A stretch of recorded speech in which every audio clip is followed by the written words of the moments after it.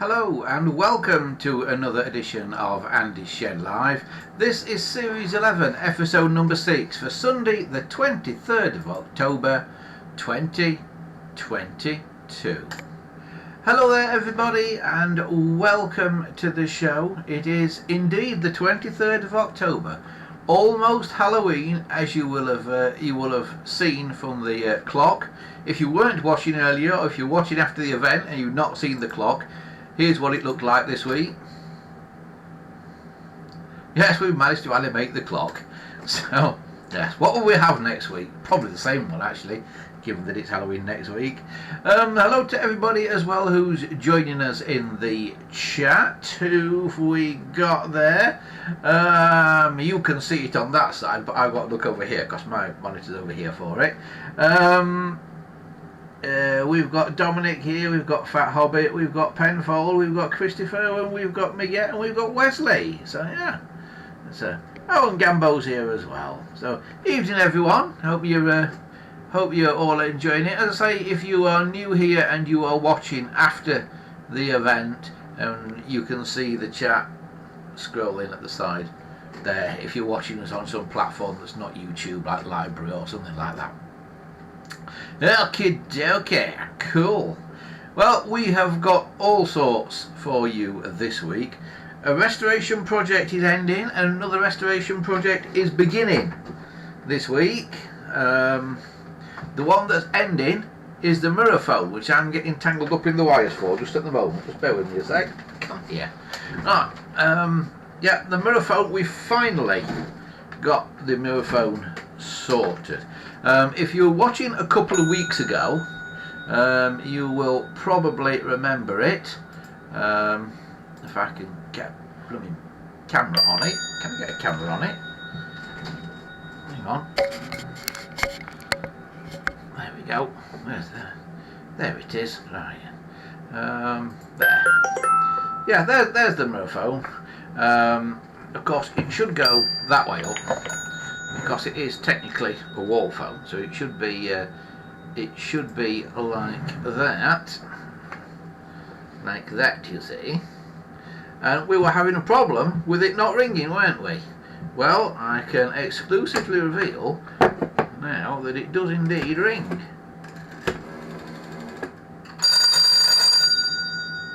See, it rings now. Hello? Yeah, oh, that's rather good. Rather liking that. And we can dial out on it. So I will dial my other phone, which confusingly is also black, which is on extension 21. There you go. And that works as well. There you go. So we've got it working. It's a 100% success. Still not sure about this handset. This is a Type 3 handset as used on 706s and 746s, etc. I know these originally had the Bakelite handset on them, and then they had a thing called the Type 1 handset, which was a kind of halfway house type thing. But I don't know if they have had these, but this particular Muraphone is later than any others that I've ever seen, and because of that we had problems wiring it up. We couldn't get it to ring. We had a load of wiring diagrams, including this one that we got offline from a certain website, but the problem is it wasn't wired like that. So I didn't end up with a wiring diagram for it. What I ended up doing was just tracing wires in the phone and logically seeing where they went, and then using a bit of knowledge to route wires rather than going from a wiring diagram, because quite simply there wasn't a wiring diagram that matched it. So, and that's where my problem was with it not ringing. I'd basically got the bell wire in the wrong place, and I had to physically take a capacitor out of service in the phone and join the wires together that were previously to that capacitor, because of course now the ringing capacitor is in the master socket here in the UK, not in the phone. So that was part of the conversion. What I did not do, I did not have to put a 3.3 kilo ohm resistor in this, because it's got bell coils that are almost 2 kilo ohms each anyway, getting me to the magic total of 4,000 ohms, or almost in the case of this. So I've not had to put a resistor in, just a link where it said to put the resistor, and basically it's good to go now. So that will hopefully be going back to its owner next week, and it's rather nice. I rather like it.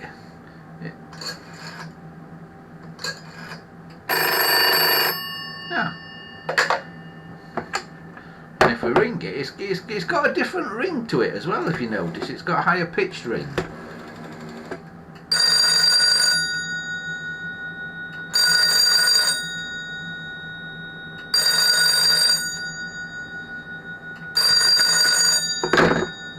So that's the Muraphone, all done and sorted and ready to go back to its owner. So that's rather nice, and I've ended up leaving the line cord coming out there, where the handset cord also comes out. That is a bit of a bodge, but I don't know how they want to use it, so I've left it coming out there just for ease of installation, because originally these would have been hardwired into the wall, of course, and onto your line. So that's it. That's the Muraphone for you. So we can wrap that up and put that one away.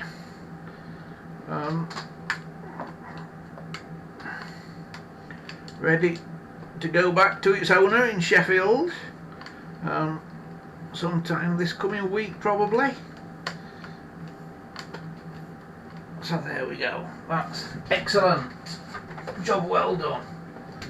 So we will be on to another restoration project in just a moment's time. But before we do that, just time to remind you that we do have an online forum where you can chat about all things telephone, or even not telephone if you want to, when we're not on air. It's here, gpotelephones.proboards.com is the forum. And you can also get in touch with us if you want to through our website, which is here, and is shed.callpress.net. Right, moving swiftly on. Let's have a look what folks are saying in the chat, because it's moving quite quickly at the minute. Dominic says I may have to leave for dinner at 7:30. Oh well, don't miss your dinner, Dominic. It says there's an interesting ring to that phone. Almost sounds like a doorbell. It does, doesn't it? Yeah, it's definitely a different sound to it. Gambo says I've got to leave early. I've got a doctor's appointment at 7:30 tonight. How do you get a doctor's appointment at 7:30 on a Sunday night? I can't even get one at like 10:30 on a Monday morning, let alone 7:30 on a Sunday night.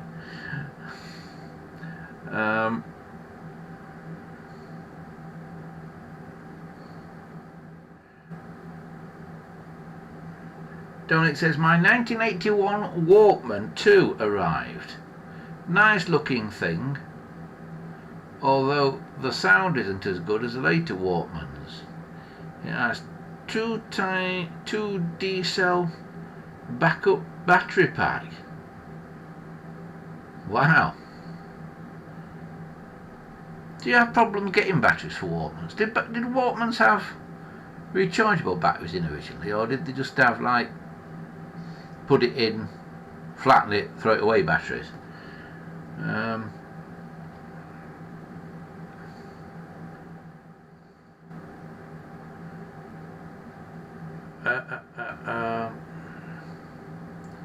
Wesley says, Dominic, email Andy some pics of the Walkman. Yeah, send some photos, Dominic.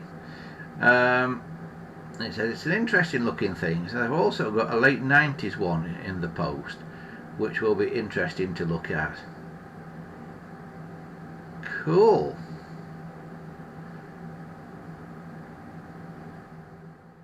Wesley says he had a late 90s Walkman, and he had a Discman too. And that like draining its rechargeable batteries. Cool. The Discman, some of the Discmans, the compact disc stuck out the side of the thing, didn't it? You know, the disc rotated and it stuck out the air, so the disc was whirring round in fresh air on some of them. If you weren't careful, you saw your leg off with the blooming thing. Christopher says, did you get the email of the Gisborne signal box I sent? Not since last week, I don't think, Christopher. Showed a picture of a signal box that you'd sent last week, but I can't remember which one that was now.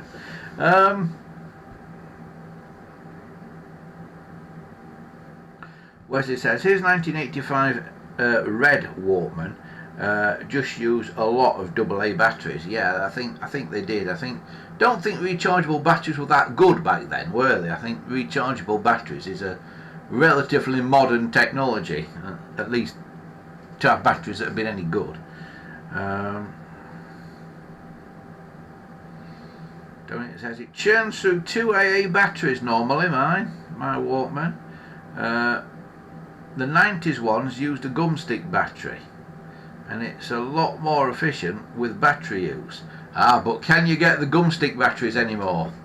I understand the gumstick batteries are getting a bit tricky to get, at least ones that are any good.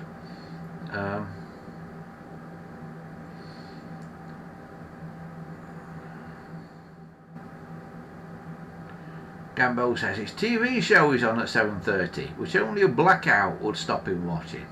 Oh God, what can that be? What's on at 7:30 tonight? I've got no idea. Is Gambo a closet Strictly fan? We will find out at 7:30. Right, okay, we'd better crack on then. Next project. Oh, before I go any further,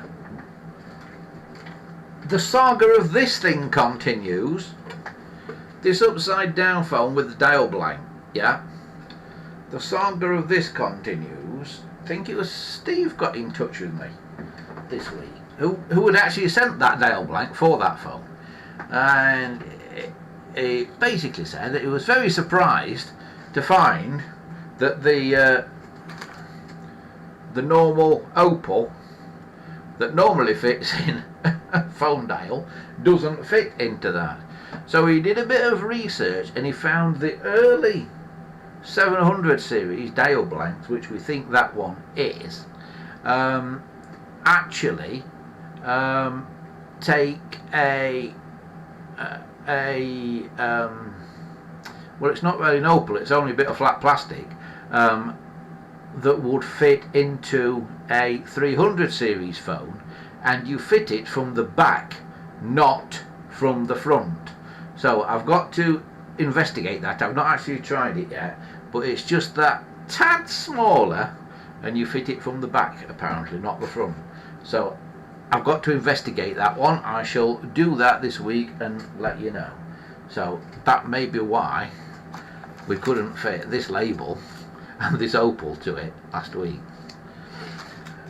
Right, talking of fitting labels and opals to things, I'll show you the new project in just a moment.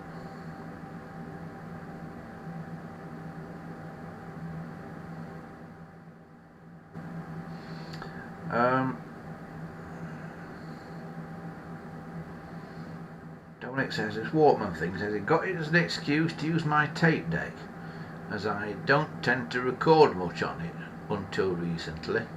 It's a nice 3-head Sony deck. When you say tape deck, do you mean cassette or tape? Because I know you've got a tape deck there, as in reel to reel, which is rather good. By the way, we've been doing more in the radio studio this week. The radio studio is almost up and running, and we are going to be asking people to come in and try some of the equipment out very soon, so watch this space for more from the radio station. In the meantime, I've had this telephone sitting around for a few weeks and done nothing with it. So here's the next project. Yep, it's a red 706 dating from 1964, and it's interesting for a number of reasons. Firstly, it's absolutely filthy, as you can see. I've deliberately not cleaned it before we started on it, so you can see what sort of state it came in. Underneath, it's a 706L, so it was lettered. It had got a lettered dial. TEA is the manufacturer, 64, and it's a 2A type, so 1964. Please note though, there is nothing under this to say it's been refurbished that I can see. I mean, there's that, it should have a stamp on it there, but there's no sticker to say it's been refurbished. But it has, because it's a L, a lettered dial, and the dial is not lettered. It's had a more modern or a modernised dial put in. But as you will see in a minute, all is not what it seems.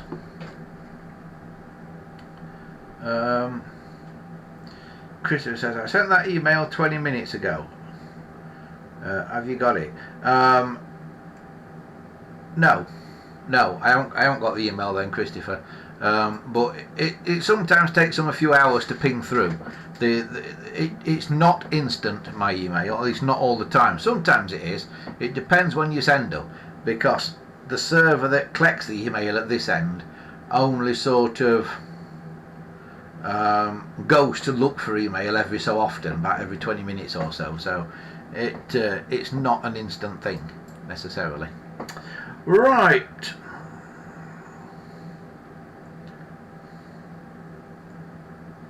Here we are. Dominic says, will you restore and refurbish this 706 or as original? Well, we need to have a look inside this, because it's an interesting one. Because let's forget about that black handle. That's just not right, is it? Somebody's put that on there, as they've put this in there, this on there as well. But if we take the finger wheel off, there is obviously a later clear finger wheel. We've got a brass middle to the dial, so it's possibly the original dial, if not the original finger wheel. But this finger wheel's looking a bit smoky, a bit black and smoky, so when we clean this up, I'm wondering if this might be an early trim foam finger wheel that's been put on, because it doesn't look entirely clear to me. So we'll clean that up in a minute and try and find out. But what's interesting about this phone is, although it's got a blank bezel, it's a very rare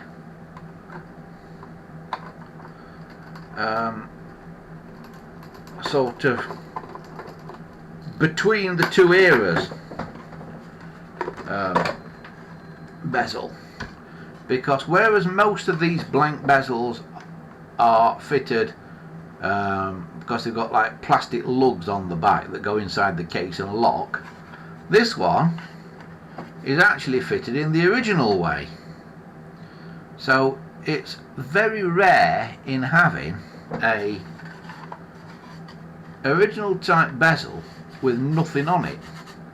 Now before I saw that, I was going to return it to being a 706L with a lettered bezel on, but being that it probably got this quite early in its life, I'm now tempted to leave this on this particular one.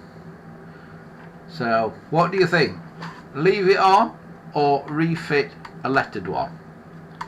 What do you think? Let us know. Right, so I'll put that out of the way a minute, and yes, you're right, Wesley, it is filthy.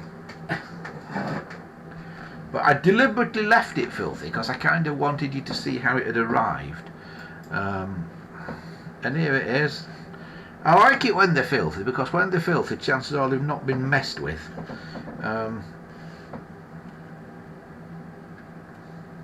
So here it is inside with its original wiring layout. If anybody wants to see how a 706 was originally wired, there it is. That's how it was originally done. Note 16, 17, 18 and 19 are not joined together. There is no jumper between 17 and 18. No jumper there. And that's because originally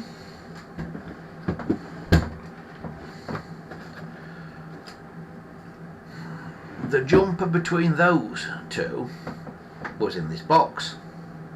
Now it didn't come with one of these. This is one that I've got, that I happen to have in stock, and it even says GPO on it. I don't know if you can see that. GPO. So it's a correct era one even. I'm quite impressed with it. So we will take this off here and see what's in this box. And here you can see the jumper that jumpered the green and the white together originally.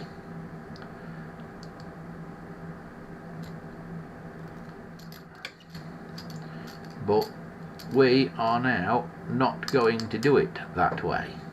We want to do it with the blue and the white. So what I think we'll do is we'll leave that like that rather than putting a jumper in there. Shall we leave it in here or shall we put it in there? I think we'll leave it in here, because we've got the original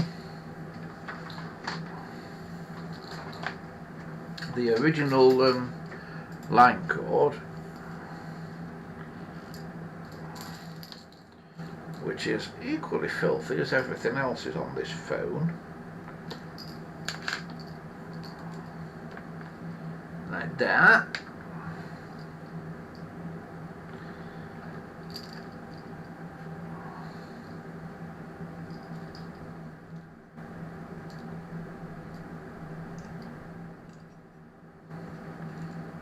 That would have gone in there, like that. But we now want that jumper to be between blue and white, don't we? No.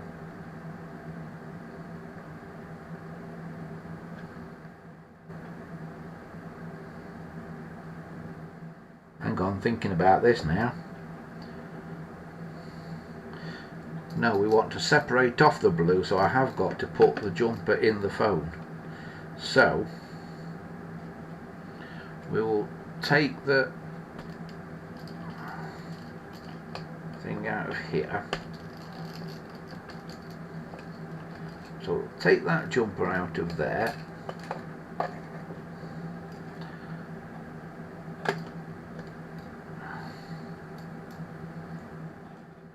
And start doing this. Now it doesn't really matter what order you put these in.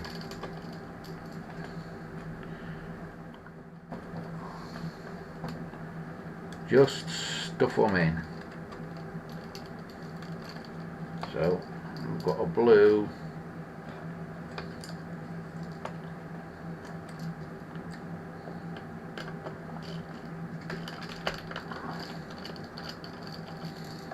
a green,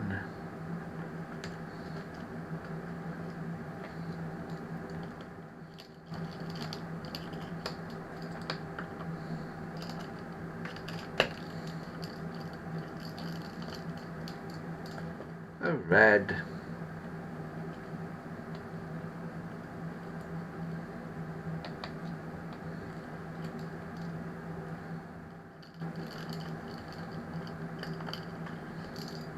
and a white. And the red and the white, of course, are the actual legs of the line.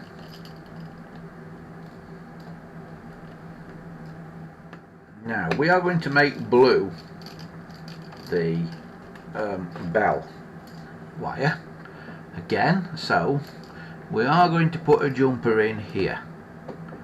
We are going to do that, so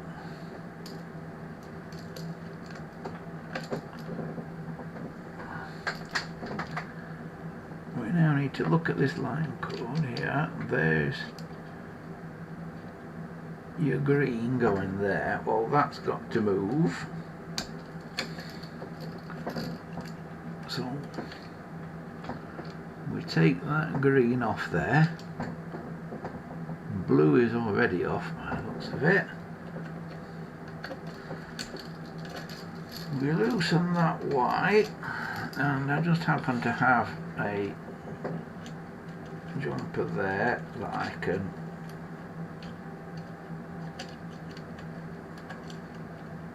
slot into there underneath those. Oops.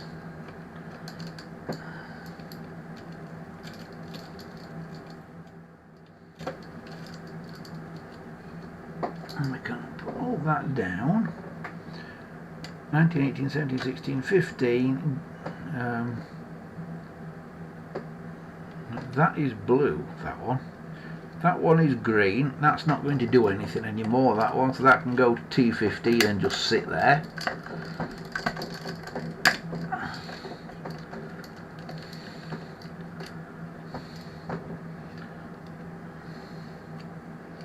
So that can just sit on T15.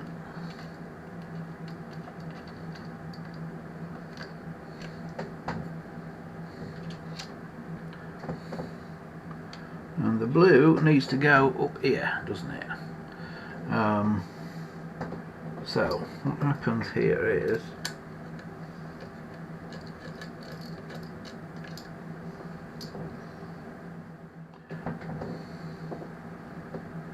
we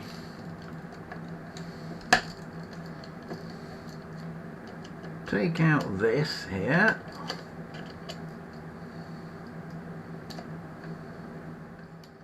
Just loosen that a minute. I can spin that round out of the way so I can get this out.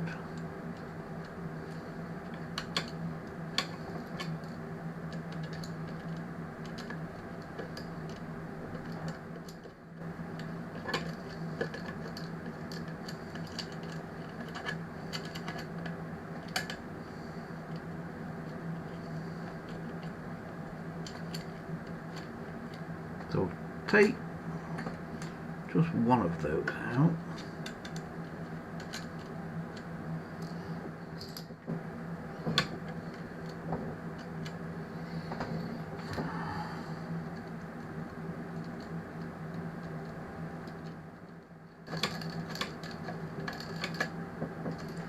Now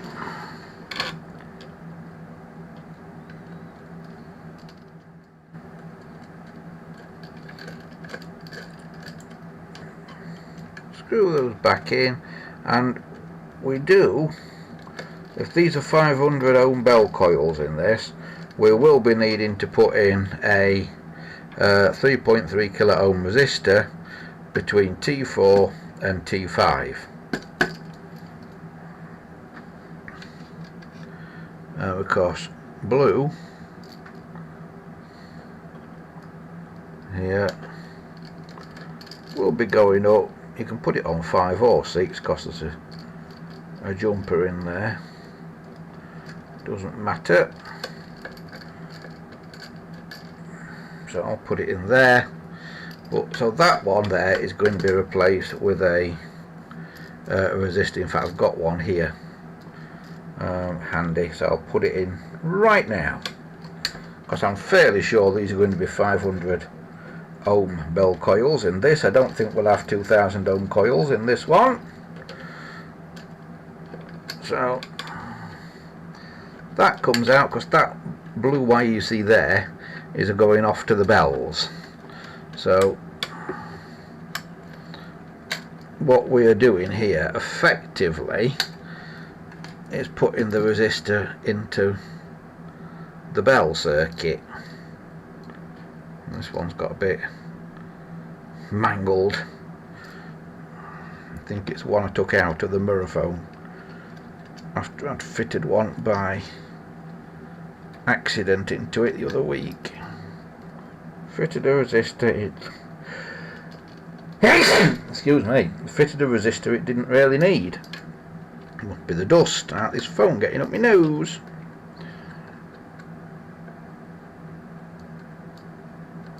So, I'm sorry, I know you can't see because my big fat fingers are in the way. But well, there we go. That's it. That's your resistor in place. So that is now wired, theoretically, for modern plug and socket. So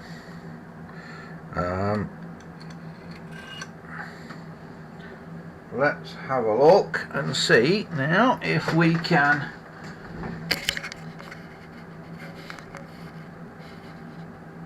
actually find a cord to plug it in. Did I do all that and you were on the wrong camera? I bet I did, didn't I? Yeah, I bet I did do a lot and you were on the wrong camera. Right. Anyway, you can see what I've done. We've now got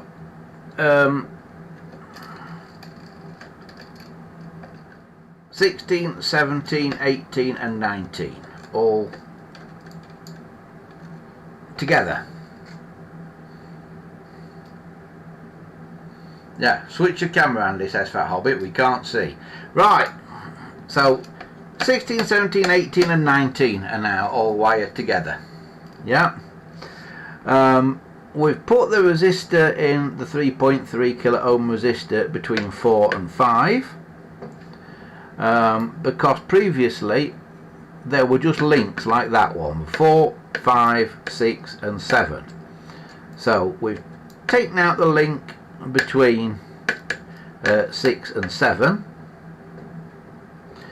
and also taken out the link between 4 and 5 and replaced that one with a 3.3 kilo ohm resistor, because these blue wires here that you see nipping off there and one that's nipping off up there and that one, they are nipping off to the bell coils, and I assume they're not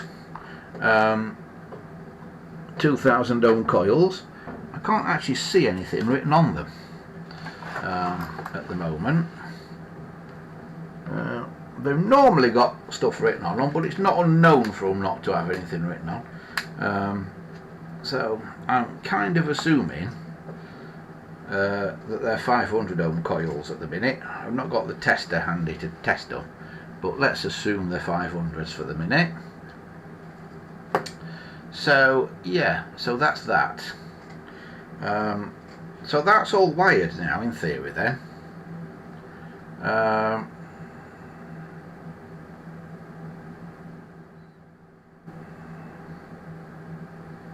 Gambo says if the lugs have not been broken, then leave as it is.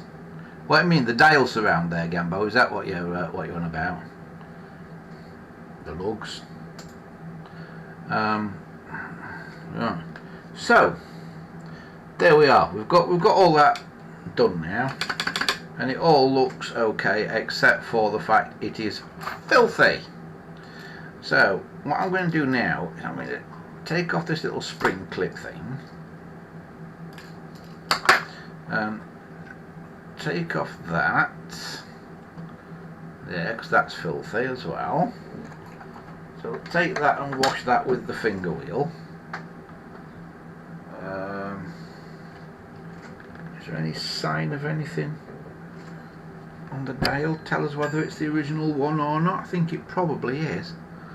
The base of the dial is probably original. It's certainly contemporary to the age of the phone, because it's a mostly metal dial, as you can see. Seems to be working reasonably okay. What I'll do, I will put a spot of light oil on it, and I do tend to over oil things when I first oil them, and I kind of do it deliberately, because if everything's really mega dry, you do want to get some oil in there and on there, and then I end up coming back a couple of days later and rubbing a load of it off. Obviously do not put WD-40 on it, because it dries up and it just sticks all the dirt to everything, but hopefully that will soak in and get going.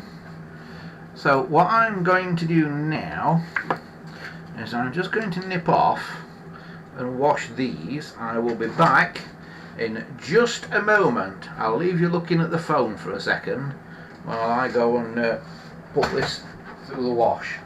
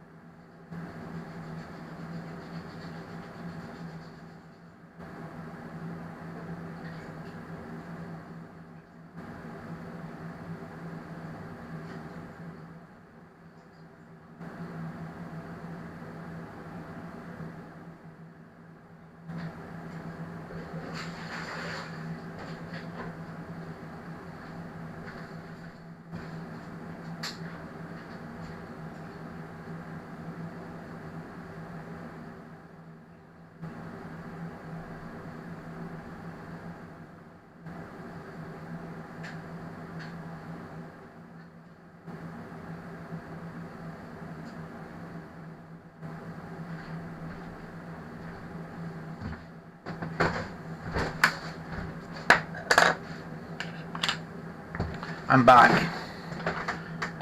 Right, the finger wheel. Is it a clear one? Don't think it is entirely clear, is it? Has it got a pinky tinge to it? Is it a late trim foam one? It's not got that kind of smoky black tinge anymore, and I've got the dirt off, but it doesn't look entirely clear to me. If I hold it against something white, oh, I don't know. Not sure. Not sure if there's something funny about that or not. Can't decide. What do you think?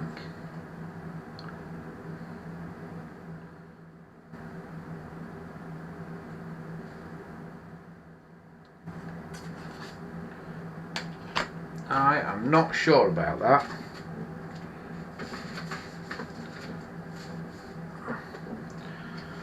But for now, we'll refit it.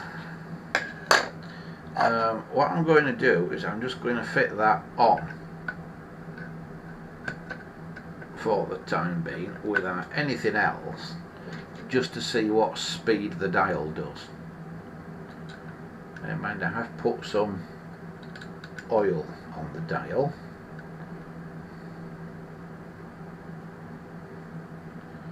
Does a standard dial opal fit, says Wesley. Well thought up, Wesley.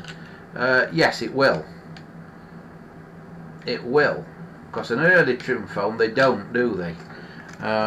So well spotted, Wesley. But it might be a later trim foam one, though, because standard dial opals do fit later ones. And I don't know if it's just my eyes or if it does look a bit pinky. Oh dear.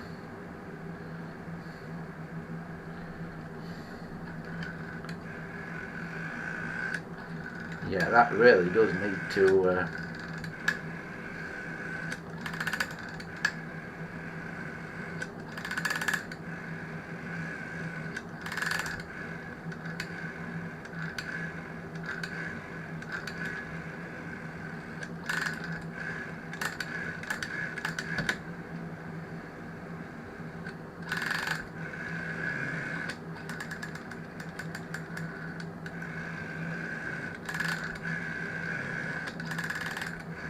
sounds a bit odd as it's going round. Listen to that sort of clicking noise.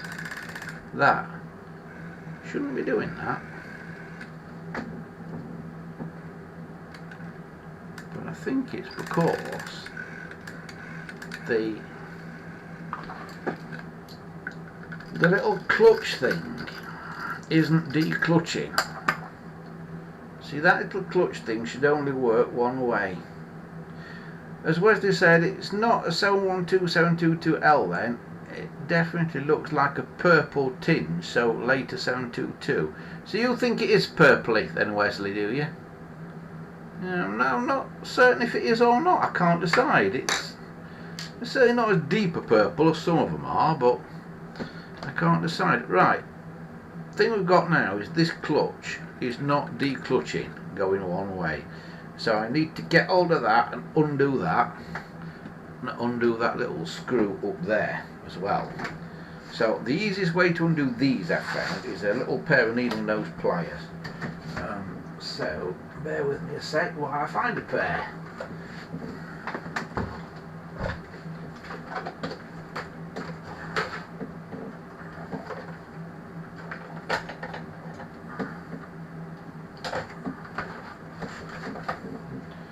So, there we are. I'll just grab that and turn it there. They're never too tight as a general rule, those.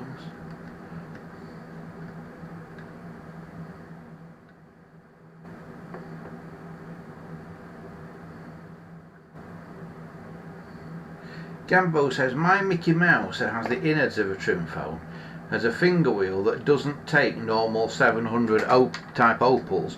It may be an early trim foam then, Gambo, because the early trim foam finger wheels were different. I have got one of those finger wheels somewhere. It's not fitted to a foam, but I have got one of the finger wheels, and when I first got it I wondered what the heck it was. screw's a bit tight, but it's coming. Michael T's joined us. Hi there, Michael. He says he spent 4 or 5 hours of a Sunday afternoon converting his rotary dial phone with a rotatone. He says he likes it. Future-proofs our rotary phones for years to come. Yeah, but it's expensive. The way I future-proof them is run through a PBX that does pulse-to-tone conversion in the PBX. So that's my method of future-proofing. Now you should be able to jiggle on a dial 21. You should be able to jiggle this out without taking anything else out. Now, will it jiggle out? Yes.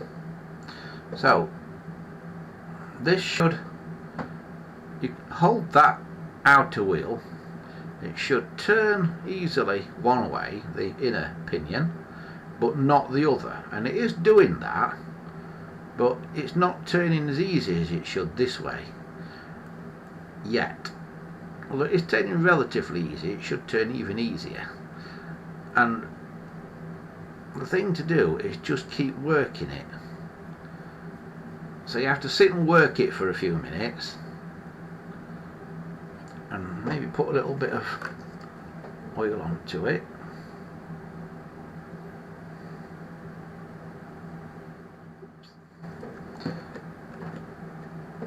And just sit and work it for a few minutes, and you can normally get them to come back into life. Sometimes you can't. Sometimes they're so seized up that you do have to throw this bit away.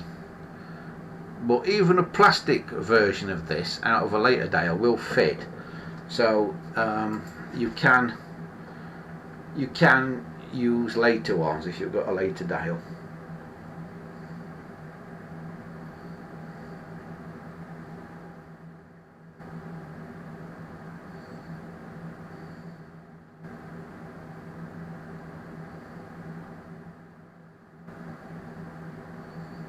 Yeah, it says take the dial out and just oil it at the back. Yeah, you can. You can. That will oil the spring on that mainly at the back, but yeah, you can, and probably should actually. But let's see if it works first. So this is the main culprit, I'm sure.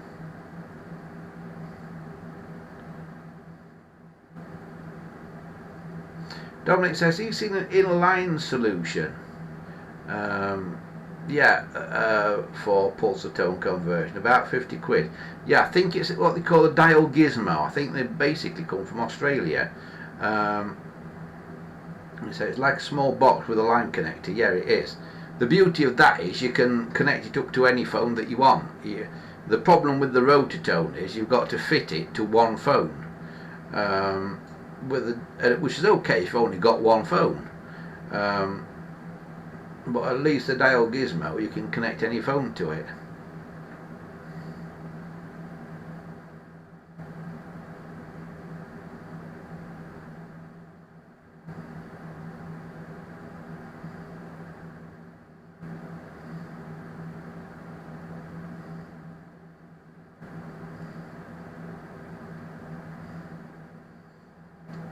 I have to say, you should really still be able to use pulse dialing phones out onto the telephone network, onto the normal telephone network. The deal was, when DTMF came in, that exchanges must be backwards compatible and must still accept pulse dialing. And mine here still certainly does, and there's no reason a digital system should not be able to accept pulse dialing, none at all. Think about the ATA boxes that we use for things like CNET. They are digital and they accept pulse dialing, some of them. Alright, this is going a bit better now, so I think we're at the stage where we can probably put this back in.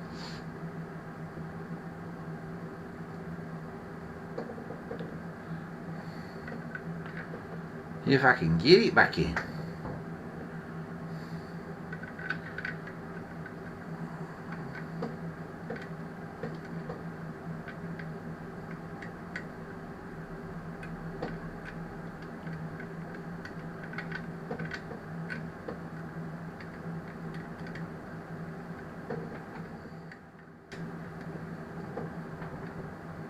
I think it's in actually.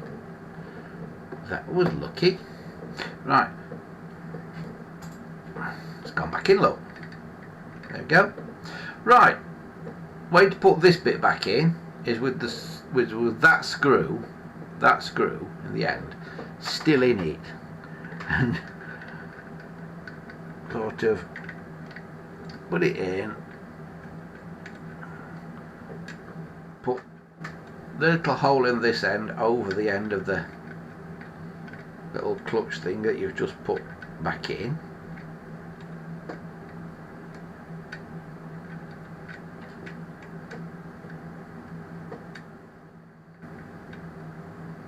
I'd help if I could see it. There we go. Oh, and the screws fell out. That screw that I said leave it in has fallen out.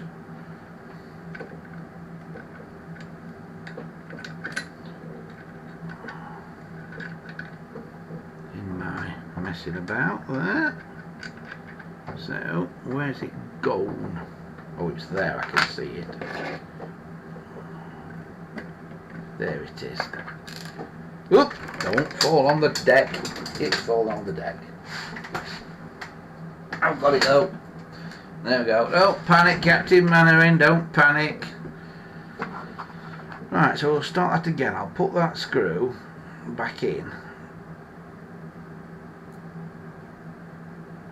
the end of there.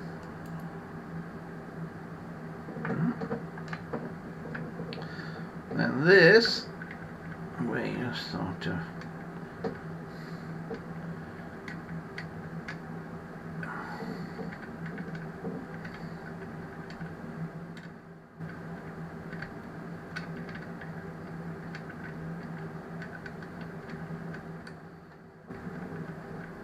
have to jiggle.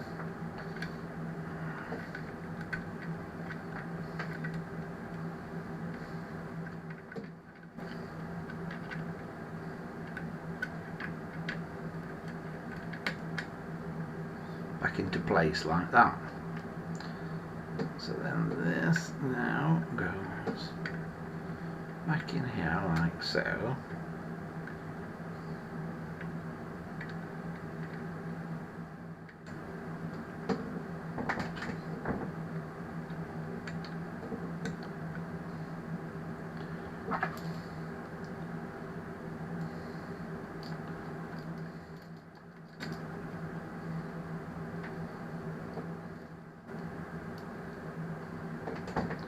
Where is that hole? It's there.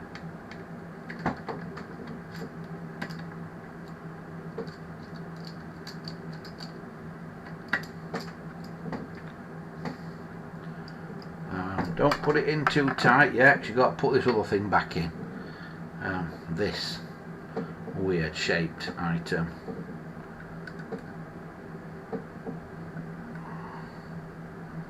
So that one goes in there.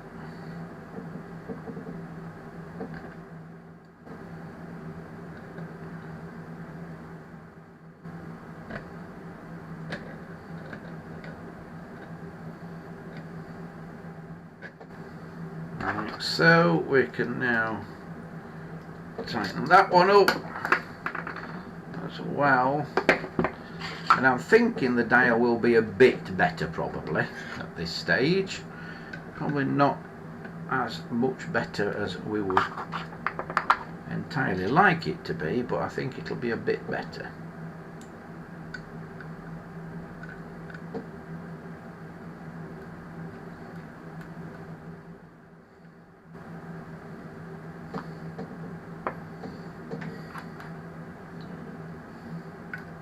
Looks like Dominic's off.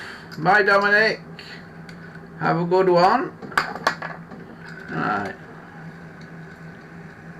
It's going a bit faster.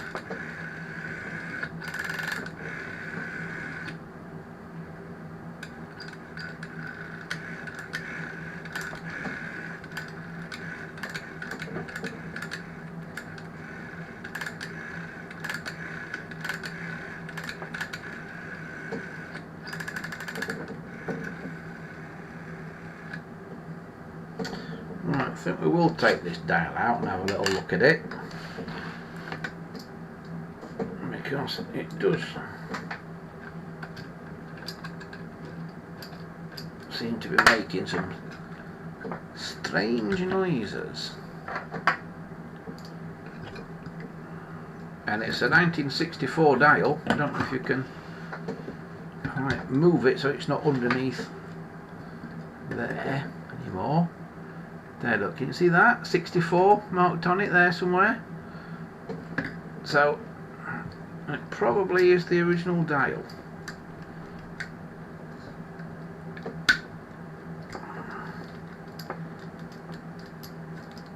So just undo the clamp.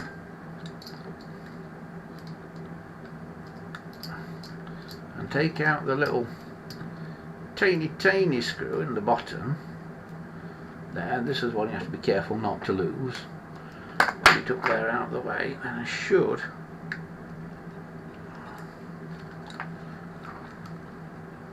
hopefully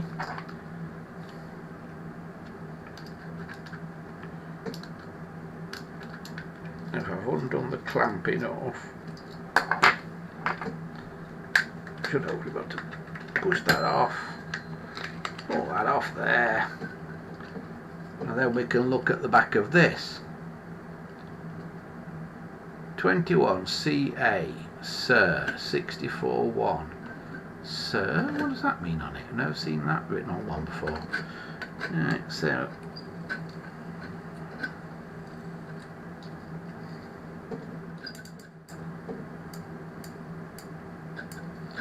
see what's happening here. Right. That is not turning over. That little thing there should flip over like that. And then only come back that way.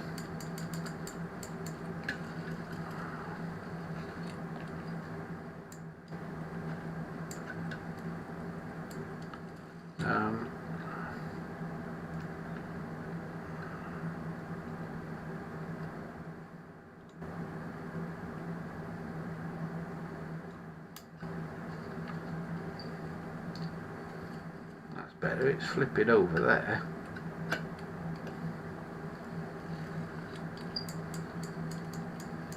But it's not flipping over there. I'm not convinced this is a normal dial, because I'm not convinced that the make break on this wheel here with these sort of teeth, I'm not convinced that is as it normally would be.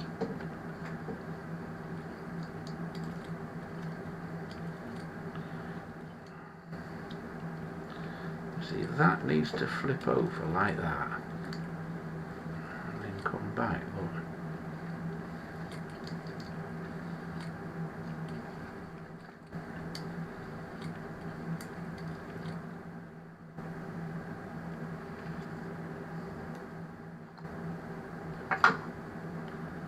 The problem is that it's bent just a little tad too much.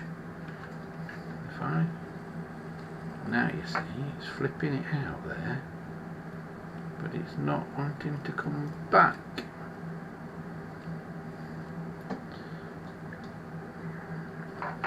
So we need to tweak this somewhat, I think.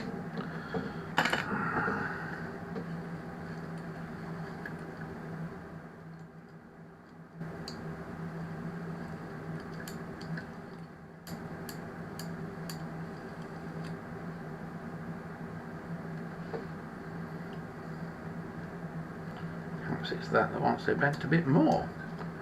See if that helps. Well, that's helped.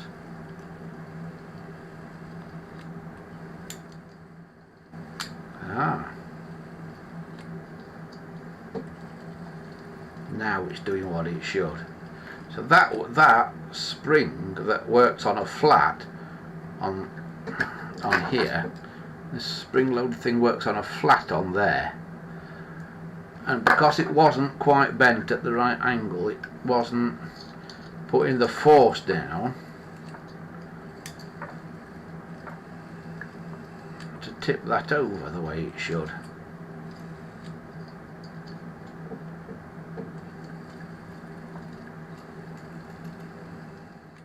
It's doing it now though. And while we've got it out, as my get says, I'll put a little bit of oil on there, just a bit on there, and I'll drop a drop into the spring, and there, and that should about do it. Like I say, I tend to over oil things that haven't had any oil for a long time to get them going, but then I might come back a few days later and wipe most of it off. So that is now definitely flipping that little thing over. So we can now put that back together, put the cap thing back on there, line up all the holes and stuff like so.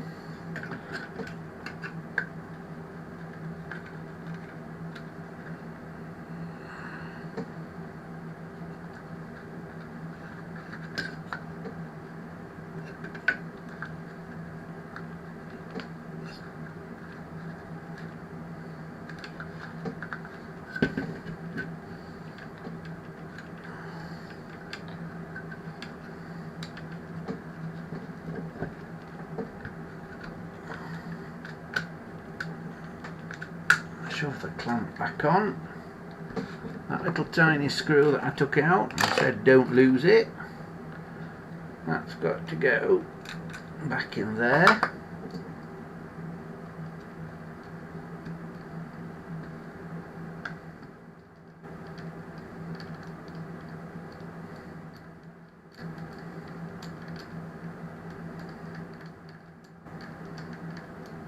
Is it going in? No, because it's not quite in line as it should be.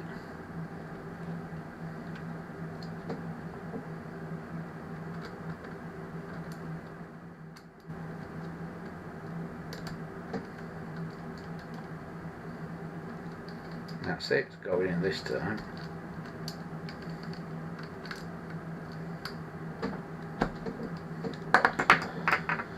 There. So I can now do the clamp back up.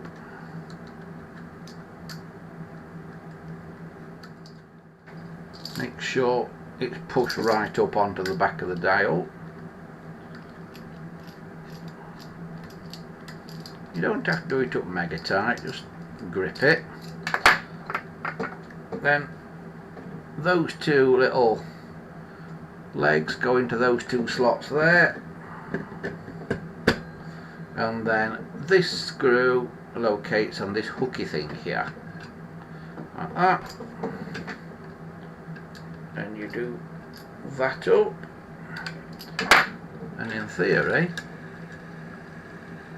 there you presto. Now we're still a bit slow, in fact we're still a lot slow, but it sounds better. And it's definitely looking purple now to me, this, so I'm thinking this is off a trim phone, this finger wheel. Now bear in mind this phone has been messed with, because when we look at the case, remember, it's got an ivory blank for the button blank there, and it's got a black carrying handle, so it has, even though it's dirty and it's a while since it's been touched, it has been messed with at some point. So perhaps the finger wheel, this part of the being messed with, but I think that might speed up without me adjusting the governor. I think given time that will speed up a bit without me messing with the governor arms.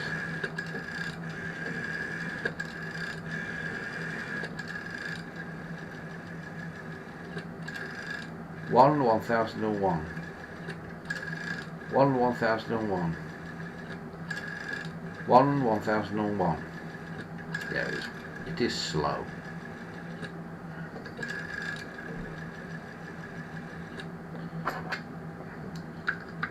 I will tweak it just a bit. So the governor arms, basically the balls on the end of the governor, we just need to bend them in just a little bit, and it might be that bending one in will do, but if you can get, see, that spanner's a bit, that solid screwdriver's a bit big, so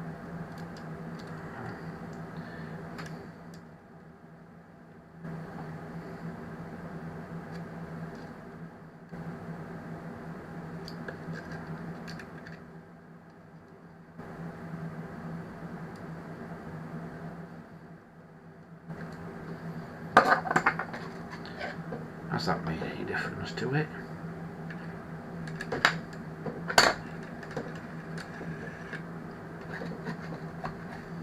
Let's see.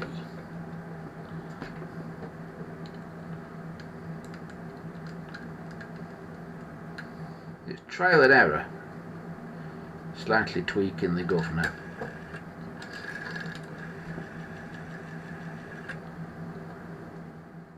The governor arms. Gambo says, right peeps, I have to go as my doctor, who is on TV, in a minute or so. A doctor is on TV. What doctor is that? I have no idea.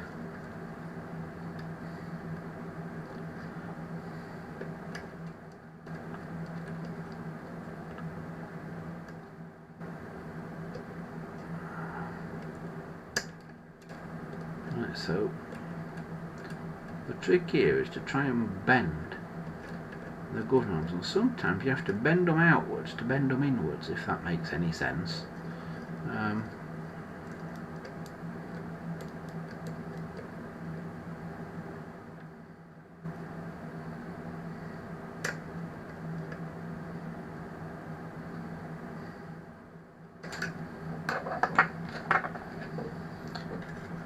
Right, let's see if that's made it any better.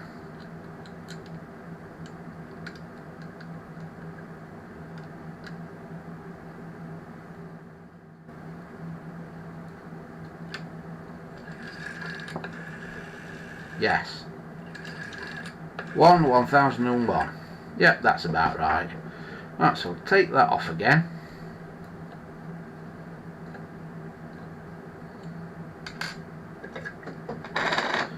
For now, we will refit the dial plate. Where's the spring thing gone? There it is. We will refit the springy thing. It's there like that. There. That goes in there. Right.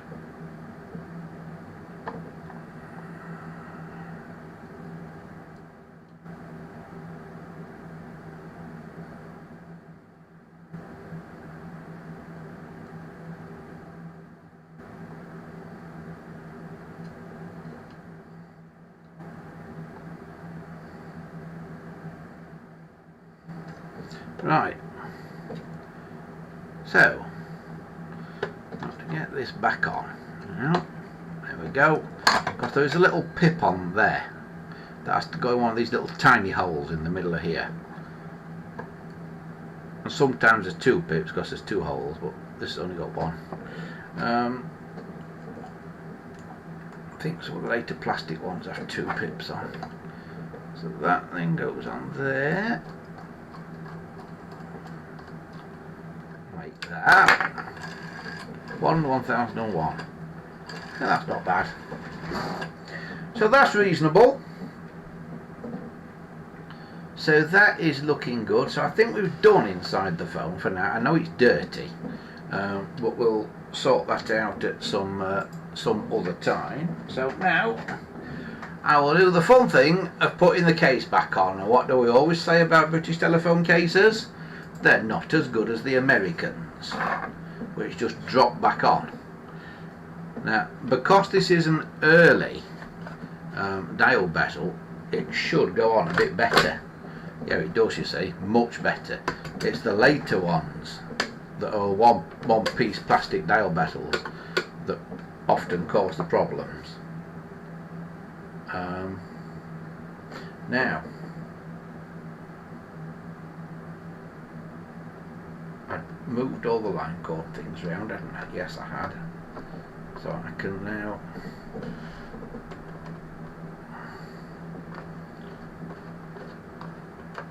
screw that down, put that back on there, like that, and the next thing we need now is a line cord. So I'm going to put my Ubers away.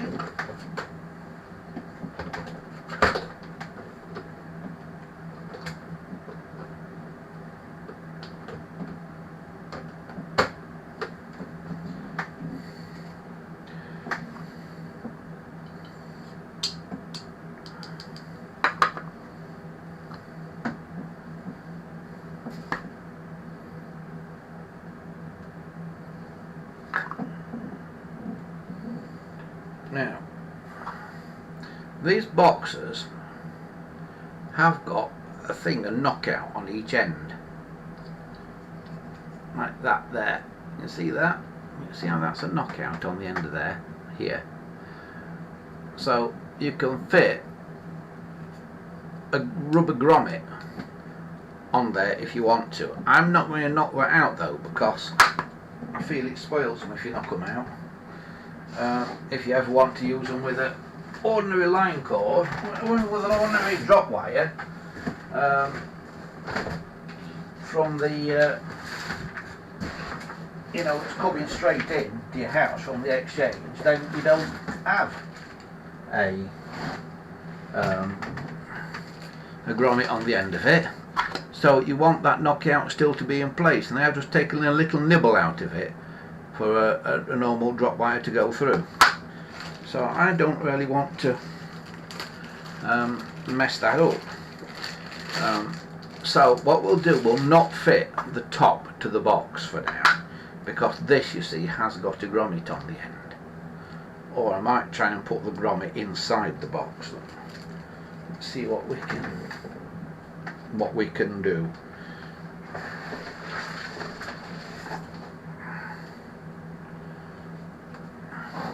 Now, of course, you might have tested this cable, this original cable, before wiring it up, but my theory is tonight just wire it up and see if it works.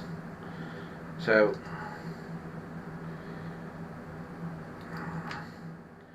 really, you're supposed to put this grommet here, like this, here. Let me move the phone out of the way a minute. You're supposed to put the grommet in there like that. But then when you put the lid on the box, you would have to take out that knockout there, and I don't want to take that out. So what I'm going to try and do is put the grommet there like that, so I can put the lid on without having to remove any more of that knockout other than the bit that's been chipped out at the minute. So that's what I'm going to try and do. So we're going to match the colours up now.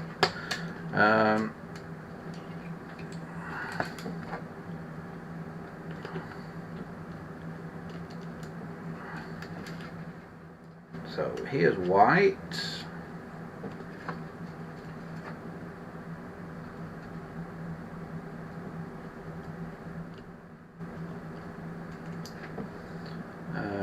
Red.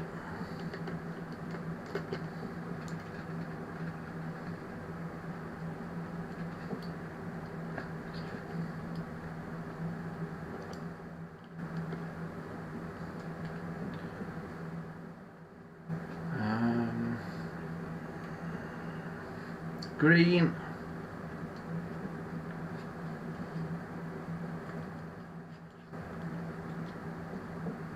Because I just put these in a random order. The only thing that's important here is that you match the colours end to end sort of thing. And blue is the last one, of course. There.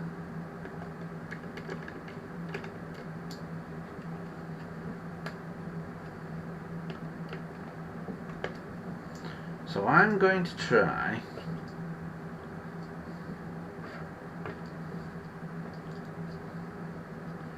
and fit that in there, like that.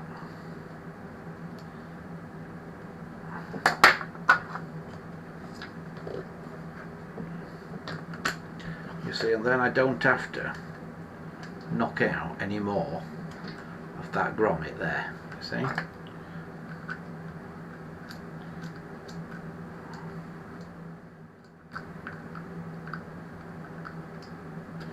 So we do it up,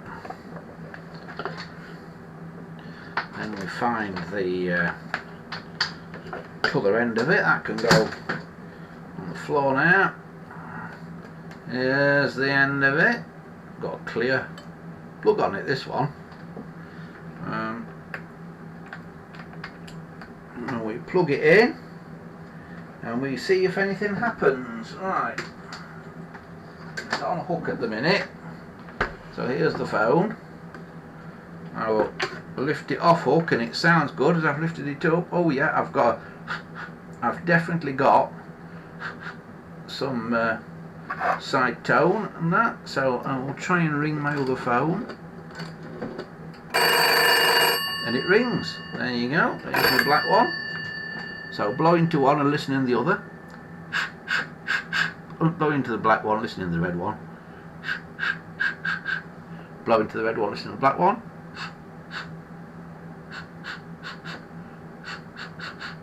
Yeah, it works. Don't want to get too close to this red one, it needs a wash. But yeah, so that's worked. I will now dial on the black one, and the red one rings.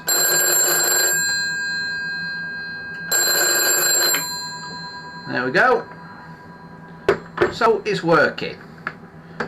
So the phone is basically working now. We've basically got this old red phone working.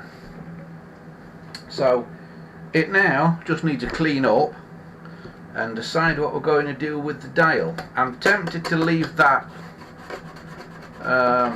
early unlettered bezel on, but you can see how it will change colour when it's cleaned.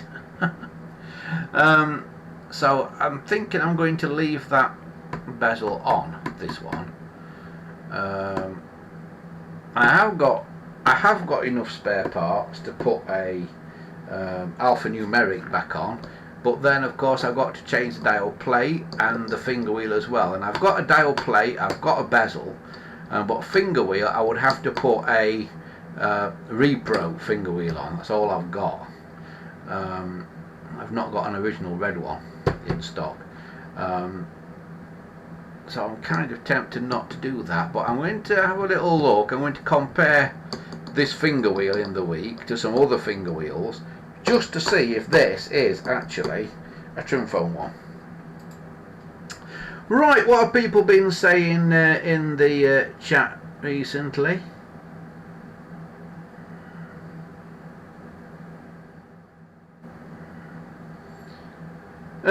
Wesley and Gambo have been talking about Mickey Mouse phones and the fact that they have a different dial bezel, and not a dial bezel, a different opal in the middle of the dial, because they're based on early trim phone bits, and the opal is hard to get. I don't think I've got one of the opals. I've got one of the finger wheels, but not the opals.